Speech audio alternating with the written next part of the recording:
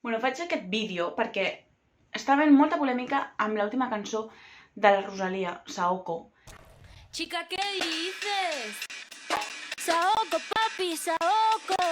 Perquè ha fet un videoclip que va en moto, no sé què. Poso un context, vale? La Rosalía ha tret un videoclip que es diu Saoko, on surten tot d'imatges d'ella amb les seves col·legues doncs anant a tota pastilla per un pont amb unes motos perquè són les ames de la carretera, vale? Cierra la pámpara, nada te puede parar. Cierra la pámpara, nada te puede parar. Hi ha tuits de, és que el videoclip de la Rosalía m'està generant ecoansietat, molts anàlisis de què està passant con la nova estètica de Rosalía, Motomami, no sé què.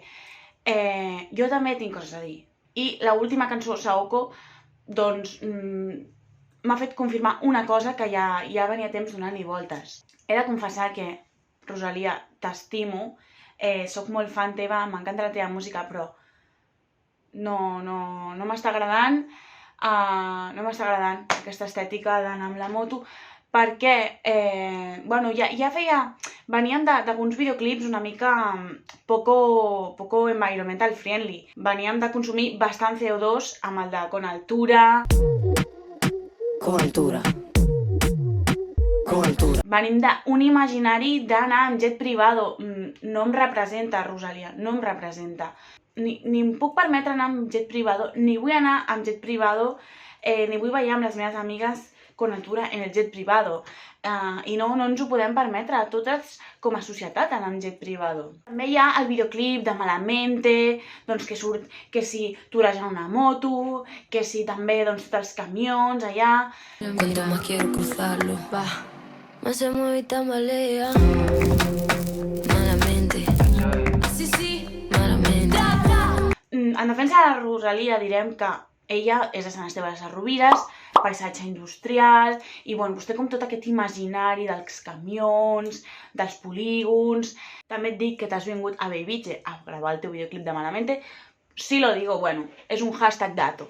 Però podem dir que s'entén, no? S'entén per què surt tot això. Però a l'últim videoclip, no m'agrada. I mira que sóc fan. Jo no vull crear una polèmica de la Rosalía perquè m'agrada crear polèmiques de la Rosalía, perquè jo sempre l'he defensat. I quan va ser la polèmica del cumpleaños, jo també la vaig defensar, perquè se li critica per tot, i no és just. Però jo em veig amb el dret de dir això, Rosalía, no m'agrada. No m'agrada i no em representa, que també és molt legítim, que no em representi, clar. Tu vius una vida, tia, que jo no la visc, i no m'has de representar. Però jo estic, una mica disappointed, què vols que et digui? Clar, jo penso, jo no vull que les meves cantants favorites i les meves referentes vagin en moto a tot gas, perquè així no anem bé, perquè hem d'anar a un món més sostenible, on no hi hagi aquesta cultura de la velocitat, el perill, aquesta cultura tan masculina, no? Del poder pel motor i tot això, no. Llavors, clar, jo vull que les meves referentes facin videoclips com, per exemple, el de la Petaceta de Mami, perfecte. Que sabe más que el último trago de cerveza. Mami, Esto es por ti. no quiero Grammy, que está pa' mí, lo sé. Mami, y yo pa' ti. Estoy haciendo caso para volar de aquí. Es que Mami. Un altre que ens agrada, Nicki Nicole, guapo traquetero. Així sí, amb la seva bici, relaxadeta, chilling. Guapo traquetero, siempre quiere verme. Y dice que es un santo, pero es un delincuente. És veritat que ara tothom amb la Rosalía la té al punt de mira quan portem un muntó de videoclips amb referències al món del motor, que si el Yate de Zetangana, 1000 videoclips que tenim al cap amb els cotxes, la velocitat, tot això. No culpem a la Rosalía d'això, no? Però jo ho puc fer perquè ho faig des del carinyo d'una persona que la segueix, que l'estima i que evidentment no la deixaré d'escoltar per això.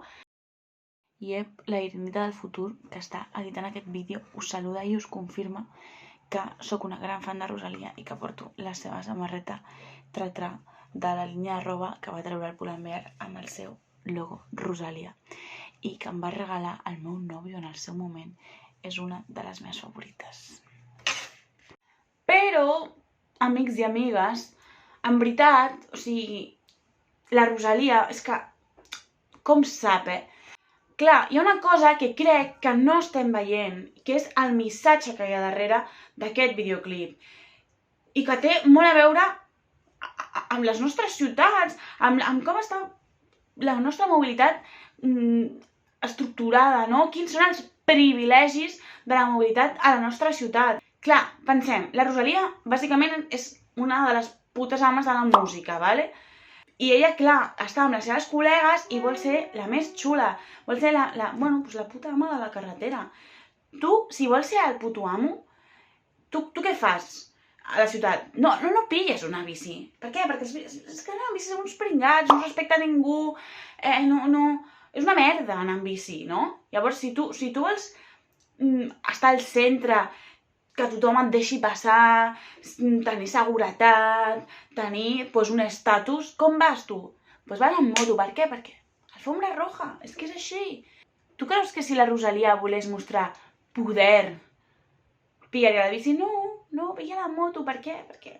Perquè hi ha una cultura del privilegi associada a anar amb moto. I això és el que ens està dient Rosalia i no ho estem veient, només l'estem criticant, perquè només la critiquem a la Rosalia. Jo també ho vaig pensar al principi, però sempre la Rosalia ens porta missatges amagats i el que hem de fer nosaltres és desxifrar-los una mica.